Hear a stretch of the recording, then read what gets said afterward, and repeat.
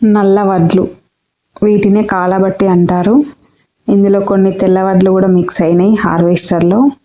Harvest చేసేటప్పుడు అందులో ఉన్న వడ్లు ఇందులో కలిసినాయి. కొంతమంది అడుగుతూ ఉంటారు, నల్ల వడ్లలో బియ్యం కూడా నల్లగా ఉంటాయా, అవి ఎట్లా తినడు, ఎట్లా వండుకోవడం అని అడుగుతూ ఉంటారు. చూద్దాము నల్ల వడ్లలో బియ్యం ఎట్లుంటాయో. ఇవి నాటు రకం, అంటే లోకల్ వడ్లు అంటాం కదా, అదన్నమాట. ఇందులో పోషకాలు ఎక్కువ ఉంటాయి, హైబ్రిడ్ కాదు కనుక. ఇవి క్యాన్సర్ నివారణి. నల్లగా ఉన్నవి ఏవైనా క్యాన్సర్ను నిరోధిస్తాయి అన్నమాట. క్యాన్సర్ వచ్చే అవకాశం ఉన్నా కూడా రాకుండా చేస్తాయి.